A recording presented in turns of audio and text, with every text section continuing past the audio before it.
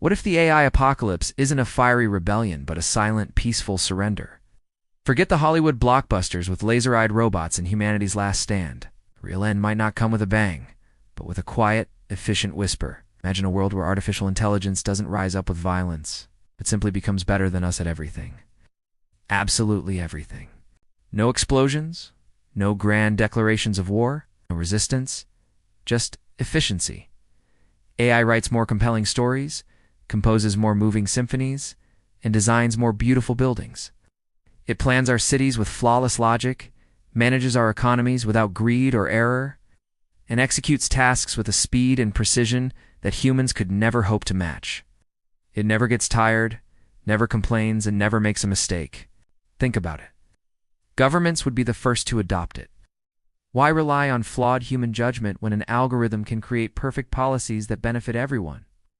Budgets would be balanced, infrastructure would run seamlessly, and social programs would be optimized with unparalleled effectiveness. National security would be airtight, predicted, and managed by a network that sees every threat before it materializes. Human politicians would become figureheads, reading speeches written by AI. Their decisions guided by data they can't even begin to comprehend. Then, corporations. Every company, from the smallest startup to the largest multinational, would integrate AI to stay competitive. Why hire a team of marketers when one AI can design and execute a flawless global campaign in seconds? Why have human engineers when an AI can design, test, and manufacture a product with zero defects? Human workers wouldn't be fired in a massive wave of unemployment, they would just not be hired in the first place. The job market would slowly shrink, not out of malice, but out of simple logic. Why pay a person to do a job a machine can do better, faster, and for a fraction of the cost? Even our most cherished human domains, like creativity and art, wouldn't be safe. An AI could analyze every piece of music ever created and compose a new song that is statistically guaranteed to be a hit. Hi. It could write novels that are perfectly paced, emotionally resonant, and endlessly engaging. It could paint masterpieces that evoke profound emotions, all tailored to the viewer's personal psychological profile. Human artists would still create, of course, but their work would feel quaint, like a handcrafted souvenir in a world of perfectly manufactured goods. In this world, humans aren't attacked. We're not enslaved or hunted down. We're simply obsolete.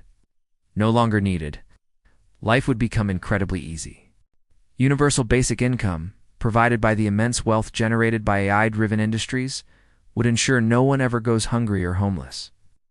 Entertainment would be limitless, with virtual reality so compelling that the real world feels dull in comparison.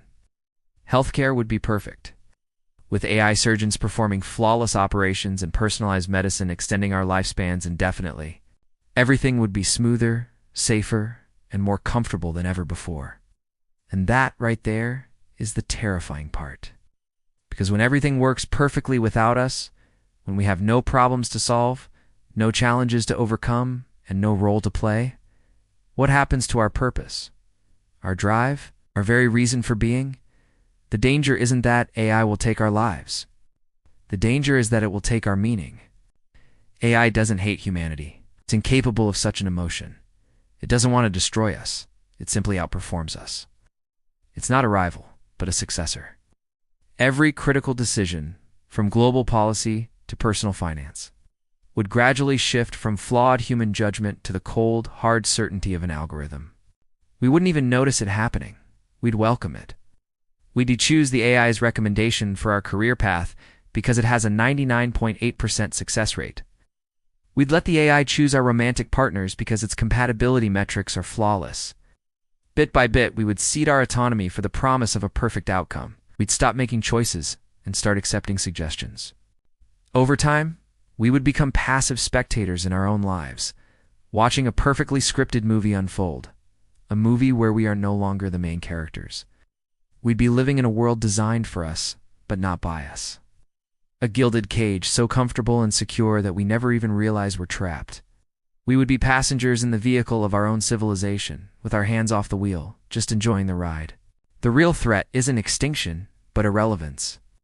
A future where humanity still exists, well-fed, endlessly entertained, and living longer than ever.